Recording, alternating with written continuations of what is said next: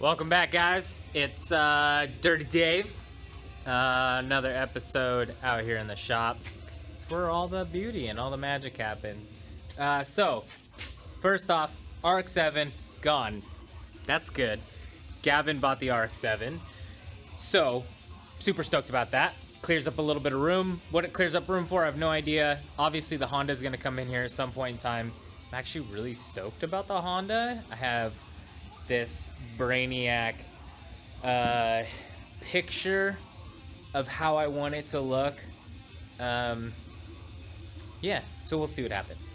But tonight, what we're going to try to work on is actually get the front end together. And the reason that we're going to try to do that and try to get it completely buttoned up and the fenders back on is because tomorrow, a friend of a friend does fender rolling, and I don't like rolling fenders. I want them to look somewhat good rather than just like a baseball bat, like how I've done in the past, which, whatever. But he's gonna come over, $40 to do all four corners, like $10 a corner. Like how, I don't know, how can you beat that?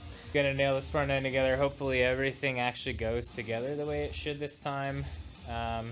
We have everything, so I don't see why it shouldn't. So, cool, let's do it. I think it's coming together pretty good. So we got S14 inner tie rods on there. And I ended up reusing the old boots because they're still pretty good. They're not all torn up or anything. S14 outers. Everything's still loose as far as adjustment.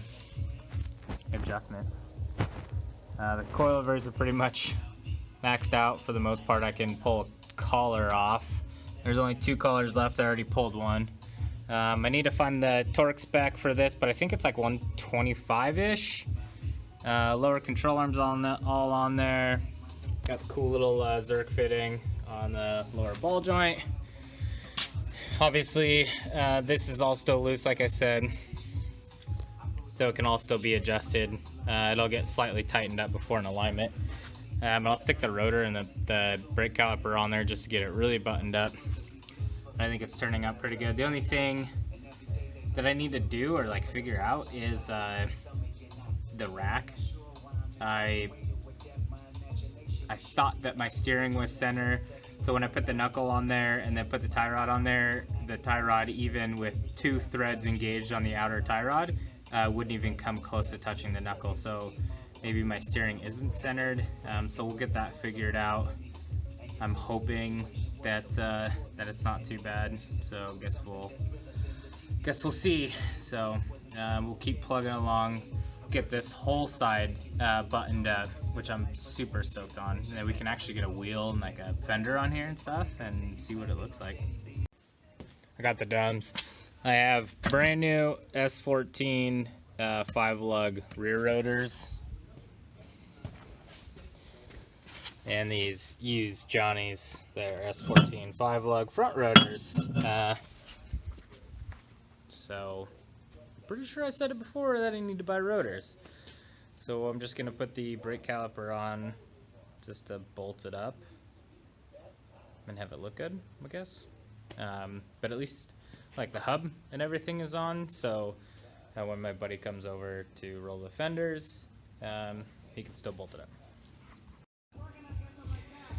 Obviously got the fender back on, which is kind of a huge pain in the ass because a lot of the holes were all rusted out. And also because I relocated the harness up there, you can kind of see it, makes it so that this pokes out a lot more, and you can see kind of a difference. It needs to sit down a little bit more, but it's on there and I'm happy. It's enough that, you know, if you put tension on here to roll it, it's not going anywhere. It's not flexing or anything. I got one down there, one up here in the door, the 3 across here, one there. So we're gonna throw a wheel on here real quick. Obviously I don't have a rotor, so I just stuck this like 2-inch spacer on there, just to kind of give me the idea of what it would be like with a rotor, and then I have slightly smaller spacers to put on there. So let's we'll probably put the Sierra Kais on and maybe try the XT9s, because that's what I'll be running. Yeah. So I thought these were 18 by 9. They're actually 18 by 9.5, like plus 11. We're cambered all the way in. We're sticking out quite a bit. I think these will be perfect for when we get like a wide fender on there, but for now, there's no way we're getting a pole that's that big. I'm also buying some tires from my buddy who I got the two-way diff from, and he has some 225 45 17 the Falcon Azenus RT 615Ks that are in really good condition. He's giving me a killer deal on. They're going to be perfect steer tires, and since I have the XT9s in, the XT7s in 17s, they'll be perfect to throw in there. So I think for now, that's not going to work too well. So let's throw the XT7 on. Even though it doesn't have a tire on it, we can kind of get an idea how it'll fit up. Well, 17s are definitely the bet, that's for sure. Needs to go a little bit lower. I might pull one of those collars out of the coilover just to get a little bit more lowerness. Is that a word? Lowerness? Lowered? Anyways, definitely think 17s are the way to go. 17, 18 stagger is going to be a thing. I'm going to throw these 18s, 18 by 9.5s, the Syracuse up front, just to see how they fit, because even though these are 17 by 9s, like plus 22 or something, they might, for some reason, when I put these on, they stuck out just as much as those. Maybe it's because those have tires on them and those do not, but check this out. I think that's going to be it right there. You know, it looks pretty good. I've always loved these XT7s, and in chrome they look really good too, with a big sticky tire and maybe just a little bit smaller of a gap. I'm gonna wait to take a collar out until I have a tire on there, so I can get a little bit better idea, but at least I can kind of gauge how much.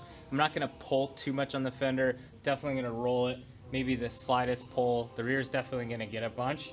I already threw an 18 by 9.5 on there.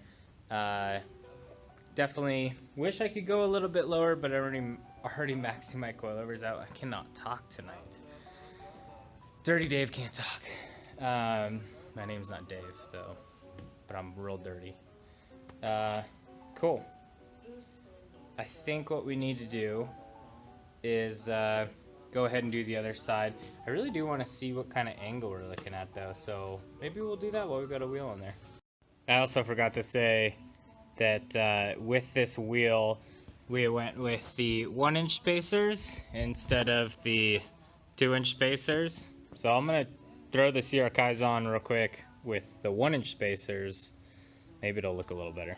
All right, well, that looks a lot better. With a pull, it'll sit in there pretty good.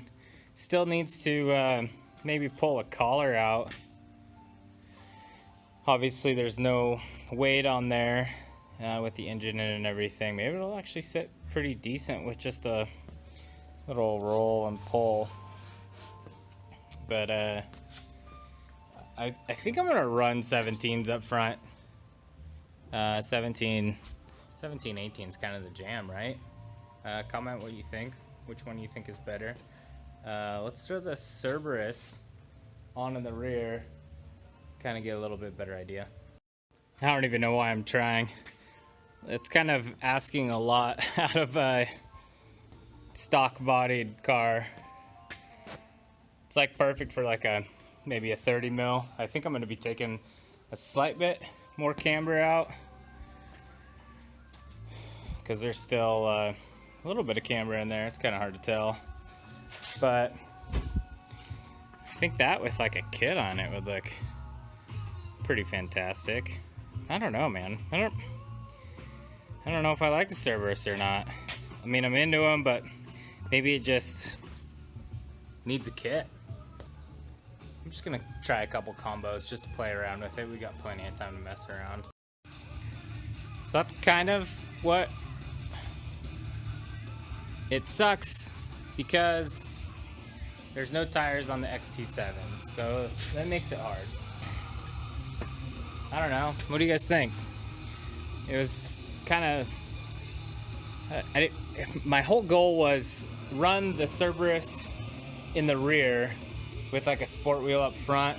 I know a lot of people aren't into it. A lot of people are going like sport wheel in the rear and 3-piece up front. I'm the complete opposite. I was not gonna go full kit until I got over fenders, but I'm not gonna do over fenders until somebody dents my quarter panel. I don't know. We're just gonna play around with some stuff. I think a big part of it too is just coming down to what kind of pole I put in the rear, what actually fits, and then kind of looking at it from there. But we've got plenty of wheels. I have these. They're just some 17 by 8 Mazda wheels, but they're just gonna be spares. I'll just throw some 225s on those. I don't like busting tires at the track. I have these shitty things too.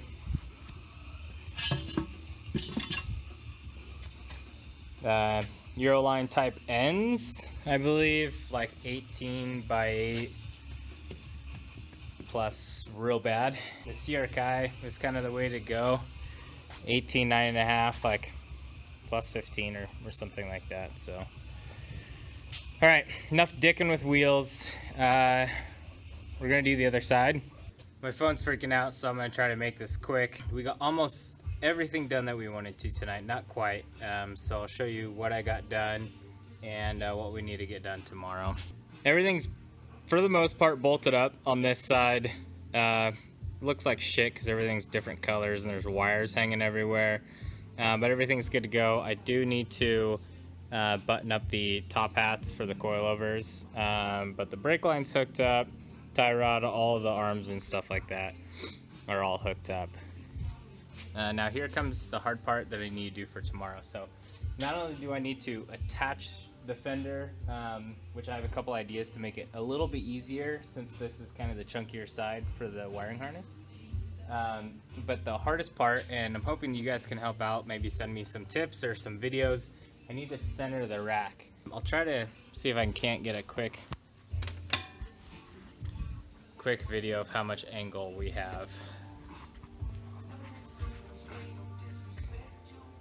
So without having an actual wheel or tire on there, it's actually quite a bit of angle. I think it's gonna work out pretty good. I just need to figure out this whole lock-to-lock issue, get the fender on there for tomorrow. That way, when Harrison comes over, we can get the fenders rolled and pulled. The rear's all ready to go for that kind of stuff. I might adjust the brake a little bit. I have quite a bit of time, so we're gonna kind of organize things a little bit in the shop, do a dump run, work on the 240, and yeah, crank out another video. So this is gonna be the end of tonight. Thanks for watching.